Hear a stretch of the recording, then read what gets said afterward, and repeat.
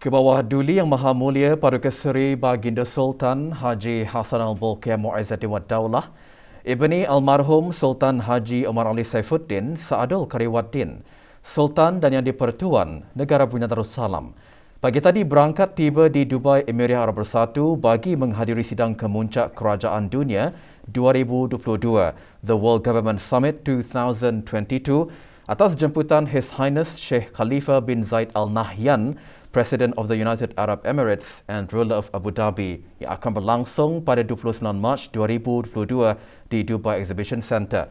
Berangkat mengiringi ke bawah duli Yang Maha Mulia ialah Duli Yang Teramat Mulia Paduka Seri Pangeran Muda Abdul Matin. Hadir sama menjunjung keberangkatan baginda di Royal Air-Wing, lapangan terbang antarabangsa Dubai, ialah Yang Berhormat Datuk Seri Setia Dr. Awang Haji Muhammad Amin Liu bin Abdullah, Menteri di Jabatan Perdana Menteri dan Menteri Kewangan dan Ekonomi kedua. Yang Berhormat Datuk Seri Setia Awang Haji Erwan bin Pehin Datu Pekermajaya Haji Muhammad Yusof, Menteri Hal Ehwal Luar Negeri kedua, dan Tuan Yang Terutama Awang Haji Harun bin Haji Junaid, Duta Besar Istimewa dan Mutlak Negara Brunei Darussalam ke Emirat Arab Bersatu. Hadir bagi menjunjung ke bawah duli Yang Maha Mulia semasa keberangkatan tiba, Tuan Yang Terutama Omar bin Sultan Al-Ulama, Minister of State for Artificial Intelligence, Digital Economy and Remote Work Application Emirat Arab Bersatu. Semasa berada di Dubai, ke bawah duli Yang Maha Mulia juga dijangka mengurniakan titah ucap tama semasa sidang kemuncak berkenaan. Menghadiri majlis perjumpaan bersama His Highness Sheikh Mohammed bin Rashid Al Maktoum, Vice President and the Prime Minister of the United Arab Emirates and Ruler of Dubai, dan berangkat melawat Expo 2020 Dubai. Negara Brunei Darussalam dan Emirat Arab Bersatu mula menjalinkan hubungan dua hala pada 28 Mei 1992.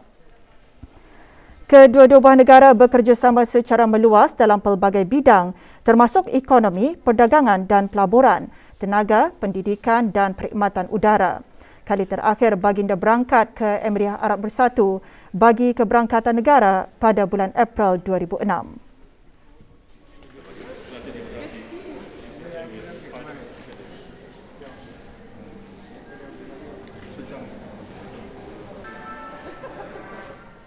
Walaupun kadar vaksinasi di negara adalah di antara yang tertinggi di dunia, namun masih terdapat sebahagian rakyat dan penduduk yang mempunyai risiko mendapat kesan yang berat dari jangkitan COVID-19 seperti kanak-kanak di bawah umur 12 tahun. Yang Berhormat Datuk Seri Setia Dr. Haji Awang Muhammad Isham bin Haji Jaafar, Menteri Kesihatan, memaklumkan perkara tersebut petang tadi semasa sidang media khas vaksinasi bagi kanak-kanak berumur 5 hingga 11 tahun di Dewan Al-Afiah Kementerian Kesihatan. Di negara ini, 12% dari keseluruhan pesakit COVID-19 yang direkodkan adalah terdiri daripada kanak-kanak di bawah umur 12 tahun. Menurut Pertubuhan Kesihatan Sedunia ataupun WHO dan kajian-kajian yang telah dilakukan di seluruh dunia, kanak-kanak boleh dijangkiti pada kadar yang sama dengan orang dewasa. Statistik WHO juga menunjukkan kanak-kanak dan remaja yang mendapat jangkitan COVID-19 biasanya akan mengalami tanda-tanda jangkitan yang sedikit dan lebih ringan daripada orang dewasa. Walaupun demikian, Kementerian Kesihatan akan terus memberikan keutamaan kepada pencegahan dan perlindungan kanak-kanak daripada mendapat jangkitan yang serius. Semasa sidang media, Menteri Kesihatan juga mengongsikan tentang kajian dan penganalisaan mengenai kesan pandemik COVID-19 kepada kanak-kanak dan remaja. Menurut WHO lagi, di sebalik risiko yang rendah bagi mendapatkan kesan yang buruk dari jangkitan COVID-19, kanak-kanak dan remaja terkesan secara signifikan oleh langkah-langkah pengawalan COVID-19 yang di antaranya termasuk penutupan sekolah, kawalan perjalanan dan kawalan menjalankan aktiviti sukan dan riadah. Di antara kesan terhadap remaja termasuklah isu-isu kesihatan mental, gangguan terhadap pendidikan, peningkatan kerungsingan emosi ataupun increased emotional distress dan masalah kesihatan lain termasuklah obesiti. Dapatan awal dari satu kajian antarabangsa yang dikendalikan oleh UNICEF dan Gallup dan melibatkan kanak-kanak dan orang dewasa di 21 buah negara, yang mana dapatan tersebut telah diterbitkan di dalam The State of World's Children 2021, 1 dari setiap 5 orang telah mengaku merasa kemurungan ataupun depression dan hilang minat untuk membuat apa-apa aktiviti. Data terkini dari UNICEF juga telah menunjukkan bahawa di peringkat global, 1 dari setiap 8 orang kanak-kanak terkesan secara langsung oleh lockdown, dengan lebih dari 1.6 bilion kanak-kanak mengalami kehilangan pendidikan.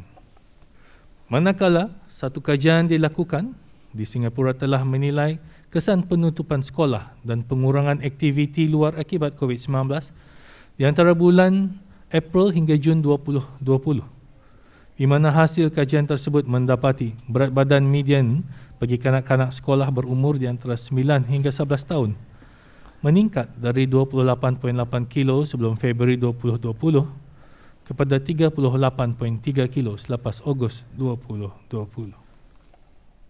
Semasa sidang media, Menteri Kesihatan juga mengongsikan tentang kajian dan penganalisaan mengenai kesan pandemik COVID-19 kepada kanak-kanak dan remaja.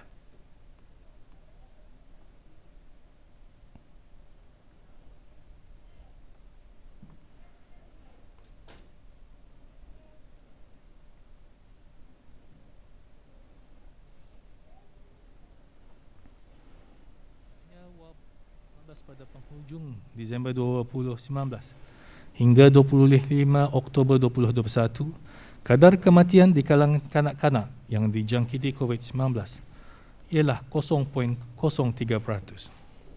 bagi kanak-kanak dan remaja berumur 14 tahun ke bawah dan 0.04% kanak-kanak dan remaja berumur 24 tahun dan ke bawah. Kanak-kanak dan remaja juga boleh mengalami tanda-tanda jangkitan atau gejala untuk jangka masa yang lama atau lebih dikenali sebagai long COVID-19 ataupun post-COVID-19. Seterusnya, satu sindrom yang dikenali di Eropah sebagai Pediatric Inflammatory Multisystem Syndrome, temporally associated with SARS-CoV-2 ataupun ringkasnya PIMS-TS, yang juga dikenali sebagai Multisystem Inflammatory Syndrome in Children ataupun MIS-C di Amerika Syarikat, telah dilaporkan di seluruh dunia. Sindrom ini boleh menimbulkan komplikasi kepada pemulihan dari COVID-19 bagi kanak-kanak. Sindrom yang serius ini boleh menyebabkan keradangan kepada jantung, paru-paru, saluran darah, buah pinggang, sistem penghadaman, otak, kulit atau mata kanak-kanak. Keradangan otot jantung ataupun myocarditis yang boleh berlaku pada sesiapa saja pada mana-mana jangkitan atau peringkat umur adalah 37 kali ganda berkemungkinan berlaku di kalangan kanak-kanak yang dijangkiti COVID-19 berbanding dengan kanak-kanak yang tidak dijangkiti COVID-19. MIS-C juga boleh menyebabkan myocarditis di kalangan kanak-kanak.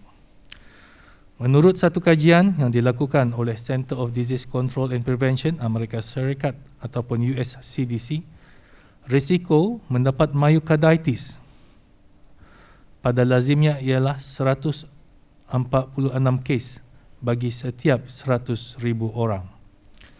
Walau bagaimanapun, risiko ini akan menurun kepada 2 ke 5 kes bagi setiap 100,000 orang yang menerima vaksin COVID-19.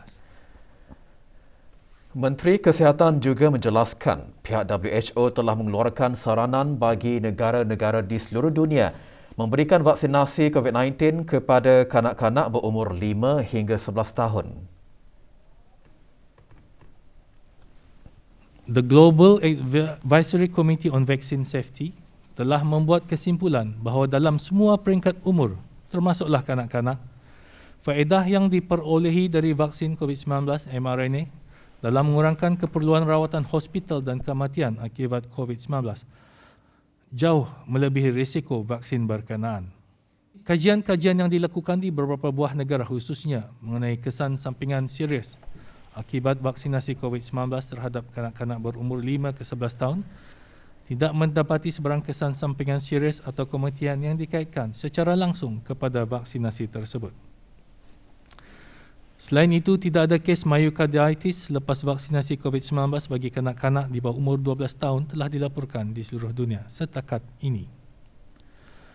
Vaccine Adverse Event Reporting System atau VAERS di Amerika Syarikat iaitu sistem pangkalan terbesar di dunia bagi memantau kesan sampingan vaksin telah mengesahkan 11 laporan kesan sampingan di kalangan 8 juta dos vaksin yang telah diberikan kepada kanak-kanak berumur 5 ke 11 tahun. Di dalam satu sistem surveillance keselamatan vaksin lain pula, tidak ada kes myocarditis telah dilaporkan dalam tempoh 1 ke 21 hari atau 1 ke 42 hari selepas 330,000 dos vaksin diberikan kepada kanak-kanak berumur 5 ke 11 tahun. Sementara itu, 2 kematian kanak-kanak yang dilaporkan berlaku di Amerika Syarikat selepas menerima vaksin Pfizer-BioNTech COVID-19 adalah di kalangan kanak-kanak mempunyai beberapa masalah kesihatan kronik. Penelitian telah mendapati kematian mereka tidak dapat dikaitkan kepada vaksin tersebut. Dalam meneliti saranan WHO untuk memberikan vaksinasi COVID-19 kepada kanak-kanak, Kementerian Kesihatan melalui Jawatankuasa Teknikal Vaksin COVID-19 telah mengendalikan beberapa penelitian terperinci. Membuat penelitian terhadap kajian-kajian saintifik yang telah dilakukan di seluruh dunia, khusus bagi kanak-kanak di dalam kumpulan umur 5 ke 11 tahun. Perbincangan-perbincangan dengan pakar-pakar dari WHO, pakar-pakar perubatan dan kesihatan dari negara-negara jiran dan pakar-pakar perubatan dari syarikat pembuat vaksin dan meneliti serta menilai maklumat yang telah dikongsikan oleh negara-negara yang telah melaksanakan pemberian vaksin COVID-19 kepada kanak-kanak berumur 5 ke 11 tahun. Dapatan kajian klinikal fasa 2 dan 3 bagi kanak-kanak berumur di antara 5 ke 11 tahun mendapati vaksin Pfizer Comirnaty COVID-19 vaksin untuk kanak-kanak mempunyai keberkesanan sebanyak 90.9% terhadap virus COVID-19, ditoleransi dengan baik dan menunjukkan tindak balas antibodi peneutralan yang kuat. Data-data yang diteliti tidak menunjukkan adanya kesan yang serius kepada kanak-kanak akibat vaksinasi COVID-19.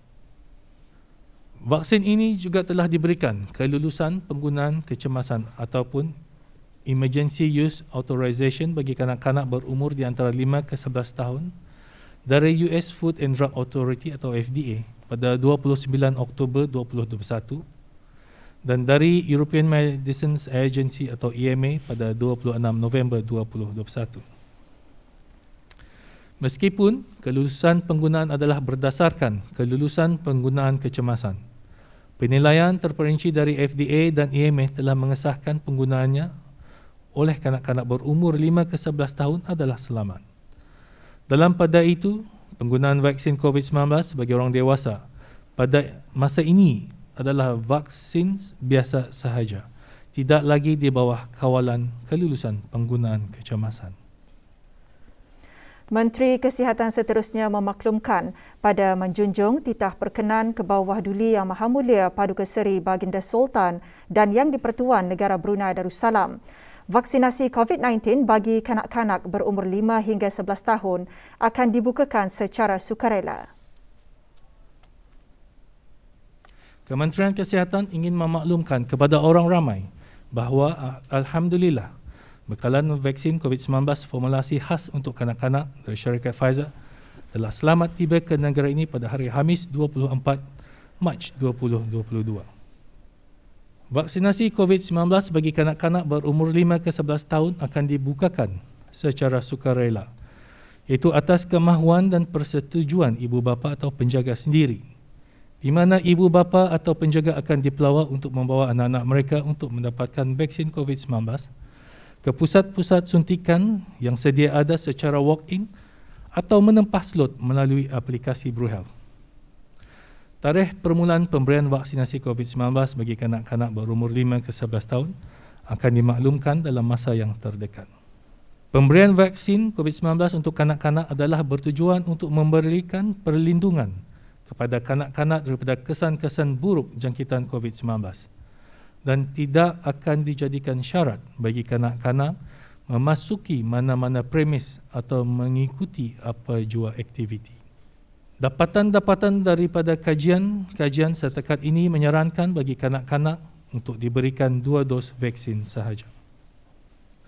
Kementerian Kesihatan akan terus memantau dan menyiasat sebarang kes yang melaporkan sebarang kajian kesan sampingan sama ada yang ringan atau teruk untuk memastikan keselamatan penggunaan vaksin tersebut terus terjamin. Isu mengenai pemberian suntikan vaksin COVID-19 bagi kanak-kanak juga dikongsikan semasa sesi soal jawab dalam sidang media. Pemberian vaksin COVID-19 kepada kanak-kanak diberikan berikutan gelombang COVID-19 yang dipacu oleh Omicron menyaksikan peningkatan pesakit kanak-kanak ke hospital di dalam dan luar negara. Another form of allergy. Sementara itu, tempoh jarak antara suntikan vaksin dos pertama dan kedua bagi kanak-kanak adalah 3 minggu dan ketika ini suntikan penggalak belum diberikan. But I doubt the authenticity of it just on the face value, but I will be willing to have a look at it and if you could share it with me. Bekas pesakit COVID-19 kanak-kanak juga disaran untuk mengambil suntikan vaksin COVID-19 bagi mendapatkan perlindungan imuniti yang meluas dari segi pengawalan atau pencegahan jangkitan. Tanding dengan yang dewasa menerima. Perkembangan terkini situasi jangkitan COVID-19 di negara Brunei Darussalam. 9 kes COVID-19 ditempatkan dalam kategori 4, manakala 2 kes berada dalam kategori 5. Menteri Kesihatan memaklumkan perkara tersebut semasa sidang media situasi terkini jangkitan COVID-19. Yang Berhormat Datuk Seri Setia Dr. Haji Awang Muhammad Isham bin Haji Jaafar juga mengungsikan 1 kes telah meninggal dunia dan kes kematian adalah tidak disebabkan oleh COVID-19. Menyertai sidang media yang berlangsung di Dewan Al-Afiah Kementerian Kesihatan, Yang Berhormat Datuk Seri Setia Awang Haji Hamzah bin Haji Sulaiman, Menteri Pendidikan. Sebanyak 791 kes baru telah dilaporkan yang membawa kepada jumlah keseluruhan sebanyak 132,194 kes. Daripada jumlah kes baru ini, 656 adalah hasil ujian ART yang telah dimuat naikkan ke aplikasi BruHealth. Manakala 135 adalah dari hasil 787 ujian makmal RT-PCR yang dilakukan dalam masa 24 jam yang lalu. Sementara itu, 1,377 kes telah disahkan sembuh yang membawa jumlah kes yang sembuh di negara Brunei Darussalam kepada 125,842 kes. Manakala jumlah kes aktif ialah sebanyak 6,149 kes. Pada masa ini, kadar pengisian katil di pusat-pusat pengasingan di seluruh negara atau bed occupancy rate ialah sebanyak 2.3%. Dalam pada itu, 107 kes aktif sedang menerima rawatan di pusat-pusat pengasingan dan hospital-hospital. Manakala seramai 6,042 kes positif kini sedang menjalani pengasingan diri di rumah. Pencapaian program vaksinasi kebangsaan bagi mereka yang menerima 3 dos vaksin ialah 60.9% dari keseluruhan penduduk di negara ini. Bagi sekatan pergerakan yang dijalankan dari jam 12 malam hingga 4 pagi, sebanyak 5 pelanggaran arahan telah dikeluarkan denda kompaun di seluruh negara, di mana kesemuanya adalah pelanggaran arahan untuk berada di rumah. Menteri Pendidikan memaklumkan mengenai pengembalian semula pelaksanaan pengajaran dan pembelajaran secara bersemuka bagi semua institusi pendidikan awam, swasta dan antarabangsa di bawah kawalan Kementerian Pendidikan, Kementerian Hal Ehwal Agama dan Kementerian Kebudayaan Belia dan Sukan.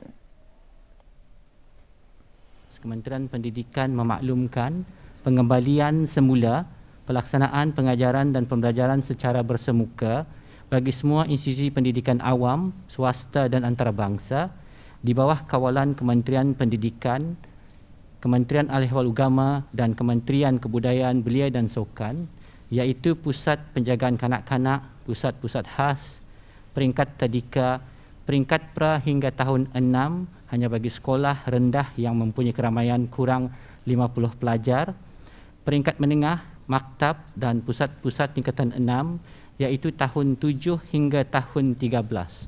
Bermula pada hari Isnin 3 Ramadan 1443 bersamaan 4 April 2022 atau pada hari Selasa 3 Ramadan 1443 bersamaan 5 April 2022 tertakluk kepada bila bermulanya tarikh 1 Ramadan 1443.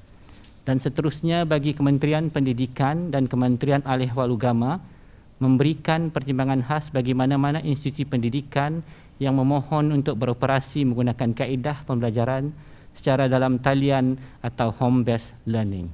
Mengenai program vaksinasi dan impak vaksinasi ke atas kanak-kanak yang berumur di antara 5 hingga 11 tahun, insya-Allah Kementerian Pendidikan akan memaklumkan tarikh untuk mereka hadir ke sekolah secara bersemuka dalam masa yang terdekat.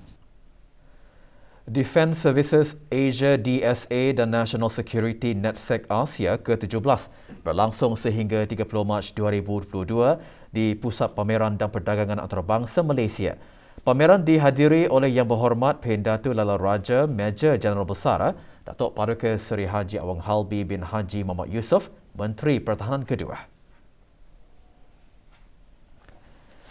Semasa hari pertama pameran DSA 2022, Menteri Pertahanan kedua mengadakan perjumpaan dua hala dengan Yang Berhormat Datuk Seri Hishamuddin Tun bin Tun Hussein, Menteri Kanan Pertahanan Malaysia.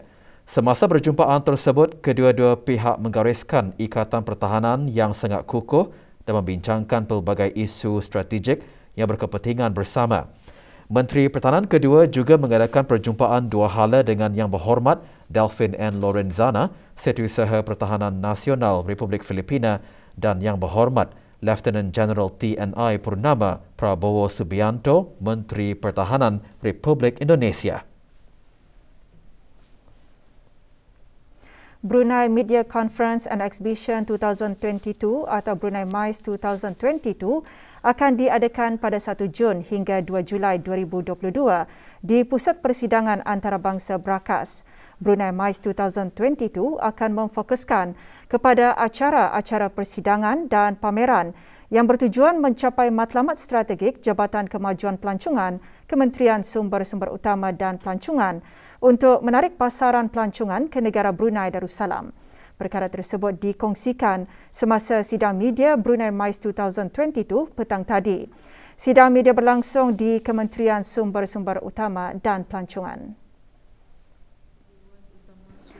Dayang Hajah Tutiati binti Haji Abdul Wahab, Setiausaha Tetap Kementerian Sumber-Sumber Utama dan Pelancongan menjelaskan objektif utama Brunei MICE 2022 iaitu menggalakkan perkongsian ilmu, percambahan fikiran, pemberigaan penemuan-penemuan baharu dalam pelbagai bidang dan peningkatan aktiviti networking dan perniagaan dalam kalangan ilmuwan dan para pengusaha dari dalam dan luar negara. Dengan tema Inclusive, Resilient and Sustainable Economic Growth Brunei Darussalam Perspektif, 5 kluster utama menjadi tumpuan iaitu Islamik, teknologi digital, tenaga, perubahan iklim dan ekonomi. Pameran dan expo juga akan diadakan dengan konsep yang berbeza setiap minggu. Juga menyertai setiausaha tetap Kementerian Hal Ehwal Agama, Kementerian Pembangunan, Kementerian Tenaga dan Kementerian Pengangkutan dan Infokomunikasi. Meningkatkan kualiti pelatih adalah amat diperlukan. Kebanyakan syarikat dan organisasi mempunyai sebilangan besar pekerja yang sangat mahir dan berpengalaman dalam pekerjaan mereka, tetapi kurang atau dilengkapi untuk menjadi pelatih, terutamanya dalam memiliki pengetahuan pedagogi untuk memindahkan pengetahuan dan kemahiran mereka secara berkesan kepada orang lain. Perkara tersebut disentuh semasa Majlis Penganugerahan Sijil Program Training of Trainer Certification TOT di Pusat Serantau Simea Voktek petang tadi. Berucap pada majlis berkenaan, Awang Haji Azhar bin Haji Yahya, Setiausaha Tetap Kementerian Tenaga, melahirkan rasa amat berbesar hati melihat program TOT dijalankan oleh Senior Voktek bagi membantu menangani isu kekurangan jurulatih bertauliah. 39 peserta menerima sijil profesional sebagai pelatih bertauliah. Program TOT antaranya bertujuan untuk menyediakan peserta dengan pengetahuan, kemahiran dan sikap untuk menjadikan mereka cekap dan menyampaikan serta memudahkan program dengan berkesan.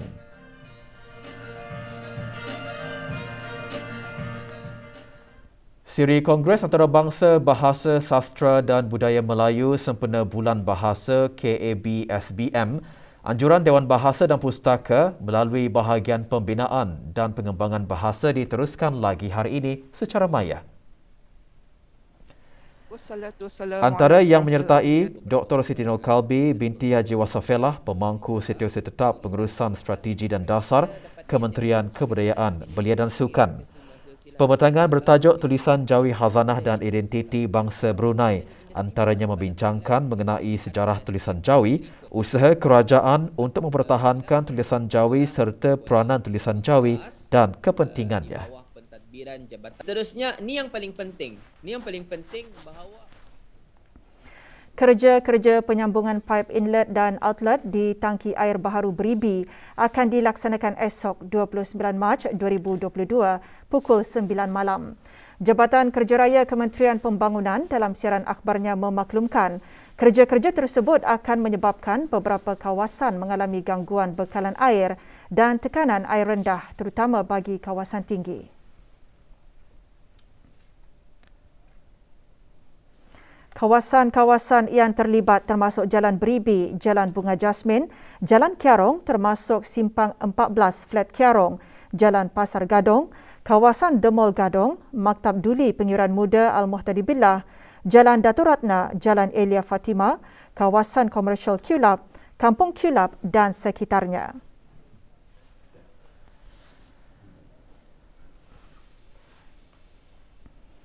Sukan Perlawanan Persahabatan Antarabangsa FIFA. Skuad kebangsaan negara Brunei Darussalam terpaksa akur tewas tipis 2-3 kepada skuad Laos dalam aksi perlawanan semalam di Stadium Kebangsaan Vientiane, Laos. Tuan rumah Laos berjesi biru membuka tirai jaringan mereka seawal minit ke-6. Pada minit ke-28, Laos berjaya menggandakan gol mereka dan gol ketiga muncul selang 5 minit kemudian. 5 minit sebelum masa rehat, Brunei Darussalam memperoleh gol pertama mereka hasil jaringan ketua pasukannya Muhammad Azwan Ali Rahman. Cuma dari jarak jauh. Oh, gol pertama Brunei Darussalam minit ke-29. Apakah dapat melakukan sesuatu? Bersambung babak kedua, Brunei Darussalam merapatkan jurang gol menjadi 3-2 apabila sepakan percuma Muhammad Hakimi Yazid Said terus menerjah gawang Laos. Meskipun kedua-dua pasukan berpeluang untuk menambah jaringan, namun kedudukan itu berlarutan sehingga ke whistle penamat. Semangat juang yang kental oleh jurulatih